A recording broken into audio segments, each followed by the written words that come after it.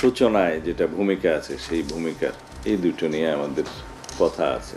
জুলাই সনদের চূড়ান্ত খসড়ার সূচনা ও 2, 3, 4 নম্বর দফায় আপত্তি রয়েছে বিএনপির। সূচনায় অসত্য তথ্য দেওয়া হয়েছে এবং কিছু বিষয় সঠিকভাবে উপস্থাপন হয়নি বলে দাবি করেন বিএনপির স্থায়ী কমিটির সদস্য সালাউদ্দিন আহমদ। মঙ্গলবার 19 আগস্ট গুলশানের নিজ বাসায় সাংবাদিকদের সঙ্গে মত বিনিময়কালে এসব কথা জানান বিএনপির এই নেতা। তিনি বলেন, জুলাই সনদে উত্থাপিত 84 দফার মধ্যে যেসব দফায় রাজনৈতিক দলগুলো একমত হয়েছে সেগুলোর বাস্তবায়ন কিভাবে হবে এবং যেসব বিষয়ে নোট অব ডিসেন্ট এসেছে সেগুলোর সুরাহা কিভাবে হবে তা এখন গুরুত্বপূর্ণ।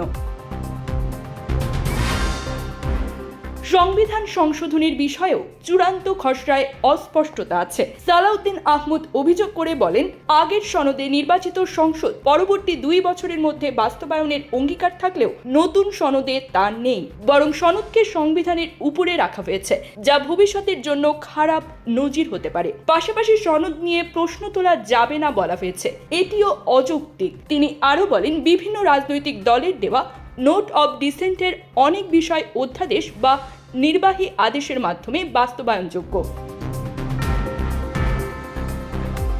তবে সংবিধান সংশোধন এবং সর্বসম্মত বিষয়গুলো আগামী সংসদকে মেয়াদের প্রথম 2 বছরের মধ্যে বাস্তবায়নের অঙ্গীকার দেওয়া উচিত ছিল। এই সময় নির্বাচন প্রসঙ্গে তিনি বলেন, 2026 সালের ফেব্রুয়ারির প্রথমার্ধে জাতীয় নির্বাচন অনুষ্ঠিত হবে। প্রধান উপদেষ্টা নির্বাচন কমিশনকে চিঠি দিয়েছেন, কমিশনের প্রস্তুতিও প্রায় শেষ। উপদেষ্টারা একাধিকবার দৃঢ়ভাবে এই ঘোষণা দিয়েছেন, তাই এ নিয়ে বিএনপির কোনো সংশয় নেই।